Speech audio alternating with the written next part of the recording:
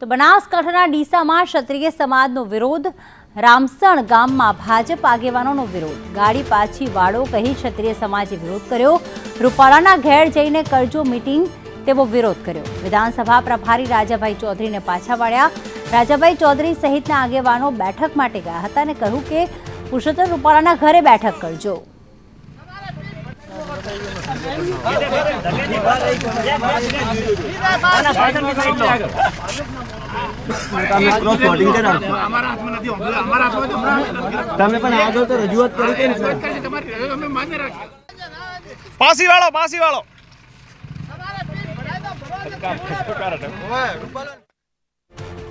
तो खास एक गाम है रामसण ज्યાં ડીસામાં તેઓ ગયા હતા અને ખાસ જ્યારે બેઠક કરવા ગયા હતા ભાજપના આગેવાનો ત્યારે તેમનો વિરોધ કરવામાં આવ્યો।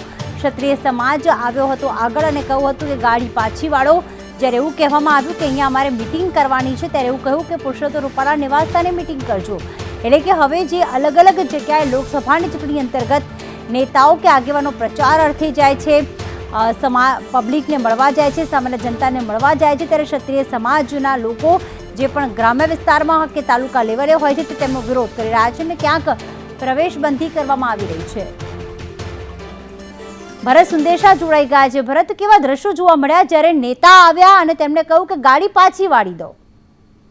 જે પ્રીતિ આજે ડીસાના રામસણ ગામની અંદર ભાજપની મિટિંગ હતી અને મિટિંગ સમયે જ્યારે ડીસાના પ્રભારી જે ગામની અંદર પ્રવેશ કરી રહ્યા હતા ત્યારે જે ક્ષત્રિય સમાજના આગેવાનો અને તમામ ગ્રામજનો ત્યાં ગામના બસ સ્ટેન્ડ પાસે જ ઉભા રહી ગયા હતા અને તેમણે રૂપાલાનો વિરોધ નોંધાવ્યો હતો અને જે ભાજપના નેતાઓ હતા તેમણે ગાડી પાછી વાળોના નારા લગાવી રોડ બ્લોક કરી દીધો હતો, જેથી ભાજપના જે નેતાઓ હતા, જે ડીસાના પ્રભારી હતા, તેમને પરત ફરવું પડ્યું હતું। જોકે ભાજપની જે મિટિંગ હતી એ પણ રદ કરવામાં આવી હતી અને ત્યાંથી જે ભાજપના નેતાઓ હતા તેમને ગામના પ્રવેશ તે પહેલા જ રવાના થઈ જવું પડ્યું હતું।